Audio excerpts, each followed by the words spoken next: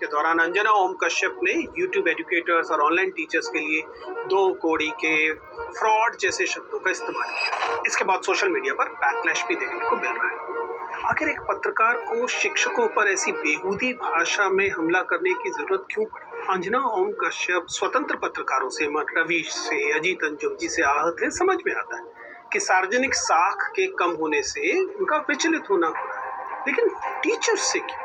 स्वाभाविक है कि नीट को लेकर, एनटीए को लेकर, सीबीएसई के मामले को लेकर सरकार से या सत्ता से सवाल पूछने का काम स्वतंत्र पत्रकार ही नहीं कर रहे थे, बल्कि वे टीचर्स भी कर रहे थे जो अपने स्टूडेंट्स के साथ इन मामलों में आकर खड़े हो गए। अब ये चूंकि अटेंशन इकोनॉमी है और शिक्षकों के पास भी थोड़ी बहुत अटेंशन आ गई है, इस बात ने अंजना जैसे पत्रकारों को खुद के लगातार इर्रेलेवेंट, अप्रासंगिक होने का एहसास करा और इसीलिए वो तमाम गरिमा और भाषा भूलकर विफर गए। कोचिंग और यूट्यूब में शिक्षक का कारण नहीं इतने स्वीकार्य और सम्माननीय बन गए, बल्कि यह उस पूरी औपचारिक शिक्षा व्यवस्था तंत्र यानी कि प्रशासन की ही नाकामी से उपजे है, जिनका इसी प्रशासन का काम था कि युवाओं का मार्गदर्शन किया जाए सामान्य तरीके से।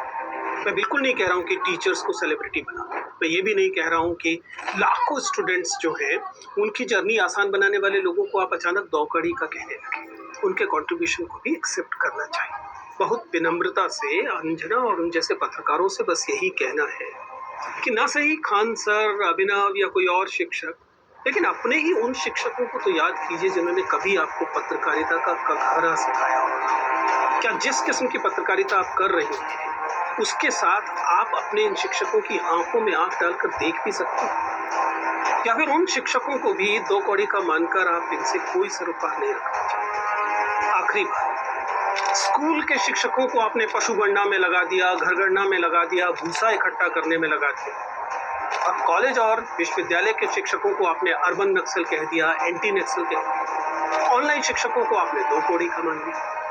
आखिर शिक्षक बिरादरी से इस नफरत का स्रोत क्या है?